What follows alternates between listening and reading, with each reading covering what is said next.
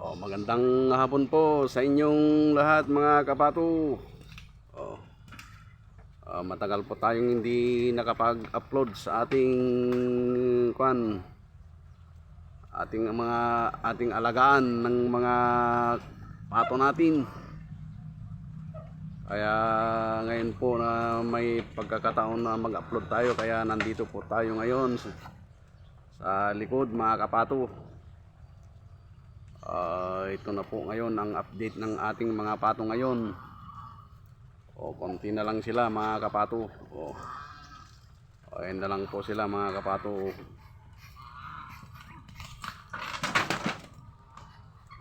Konti na lang sila mga kapato. Kasalukuyan po tayong nagpapakain, pero yung mga iba tapos na. Yung mga iba kumakain pa lang. Yan po yung pagkain natin mga kapato. Starter saka popcorn. Yan. Ayun. Yan na lang po ang bilang nila mga kapato. Marami na pong nabenta. Yung kulang-kulang 200, yan na lang po natira mga kapato. Siguro mga 60 plus na lang mga ito mga kapato. Yan na lang po ang natira. Kaya siguro by November wala nang malalaki, puro maliliit na lang, kasi malayo pong agwat yung mga sumusunod. Ito po yung mga susunod mga kapato, yung 60 plus. Ayan na lang po natira mga kapato. Siguro mayan 30 plus lang yan, o kaya 40, ganun, sabihin mo lang 30 plus. Kulang 70 yan noon mga kapato, pero tamaan ng sakit, kaya yan na lang natira. Hindi natin maiiwasan pag yung maliliit pa sila ay talagang madaling kapitan ng sakit. Pero pag malalaki na po ay medyo mas mas mahirap magkasakit pag malalaki na sila. Yan po yung mga pato natin, mga malalaki. Konti na lang mga kapato.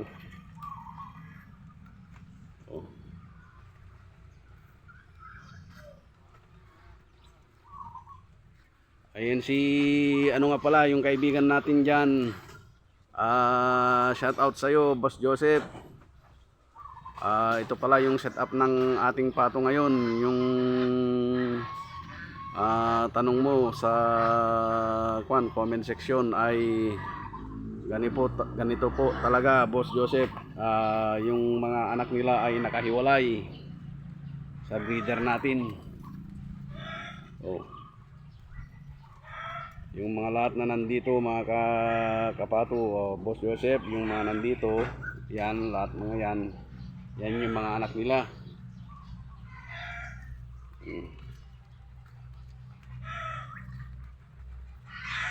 Yan yung mga breeder natin. Nakahiwalay sila para maiwasan yung inbreeding.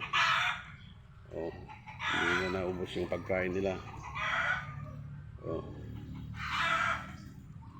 Ganito po ang setup ng ating kulungan, Boss Joseph.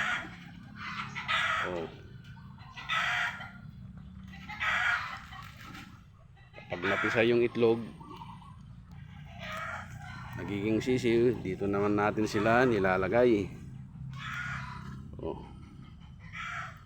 Yung mga nandyan, yung iba dyan mga kapato, yan, order, kaya nakasegregate na yan. Ito po yung natin ngayon, sisiw natin mga kapato.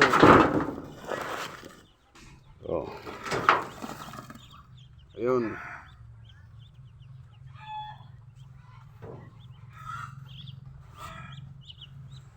$25 po yan mga kapato.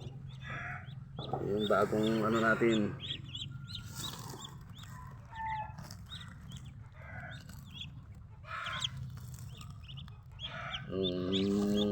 Bagong sisiw natin yan, mga kapato. Isang inahin lang yun, 25 pieces. Dito na yung kulang-kulang 20, 19, 18 pala to, mga kapato. Malalaki na sila. Ayun, malapit nang ibaba. 18 pieces. Yung malaki na yan, pilay, mga kapato. Kawawa naman. Bali yung paa niya. Nagkipag-away kasi kaya nabali yung paa niya. Yan na po ang available natin na sisiw, mga kapato.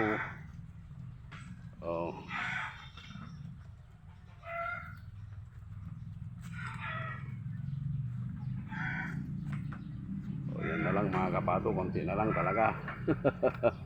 Makikita mo, medyo malayo-layo na yung mga agwat nila. Hindi kagaya ng dati na siksikan.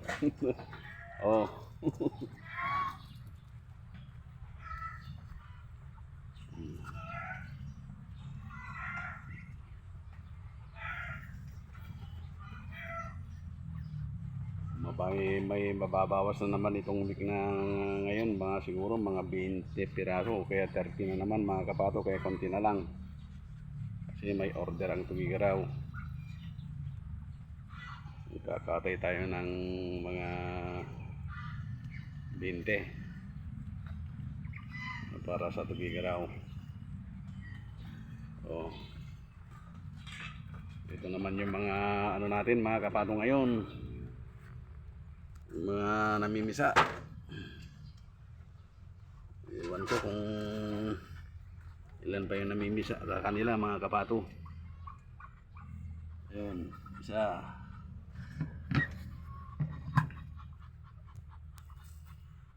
Maraming itlog. Dalawa, tatlo, apat,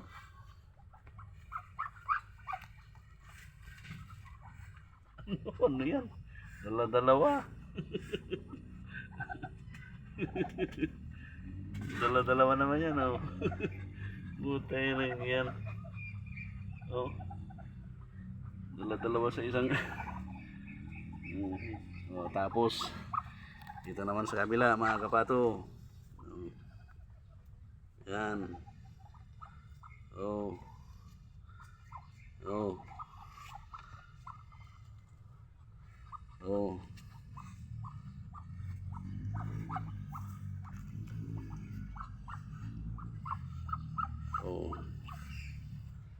Yan yung mga namimisang mga breeder natin, mga kapato.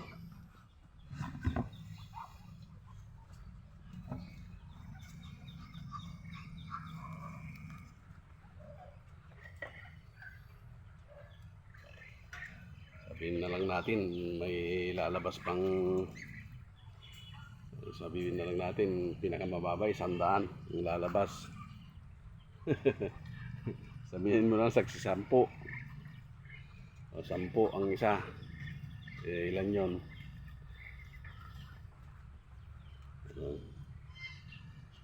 Siguro naman napanood mo na, Boss Joseph, yung setup ng ano natin, ang alagaan natin, para maiwasan po yung inbreeding, Boss Joseph. Dapat nakahiwalay talaga yung mga inahin saka yung mga anak nila para maiwasan yung inbreeding talaga. Kasi pag inbreeding ay maliliit yung mga maliliit yung mga magiging sisiw nila, hindi masyadong makalaki.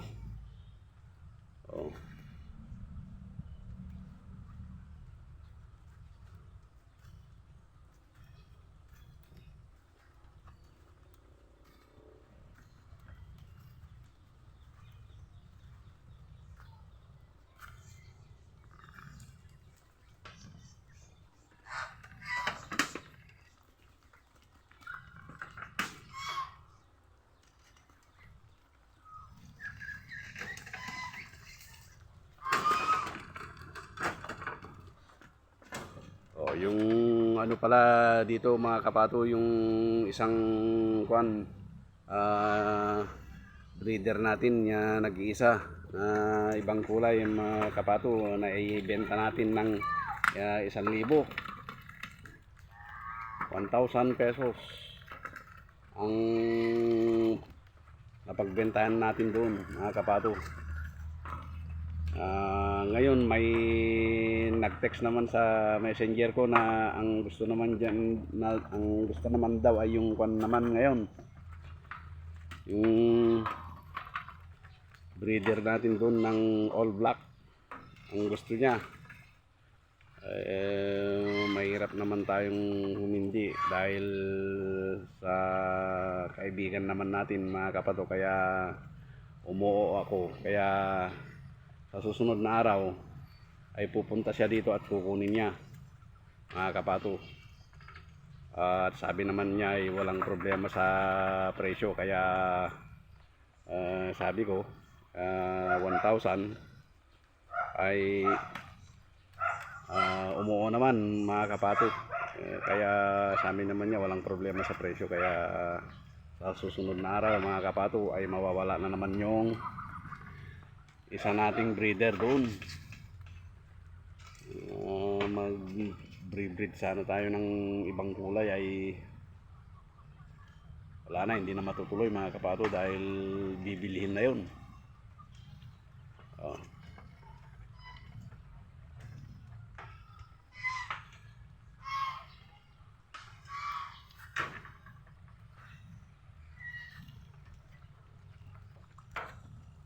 Hanggang dito na lang mga kapato ang kwan natin, ang video natin, at maraming salamat po sa mga tagapanood natin at yung mga subscriber natin.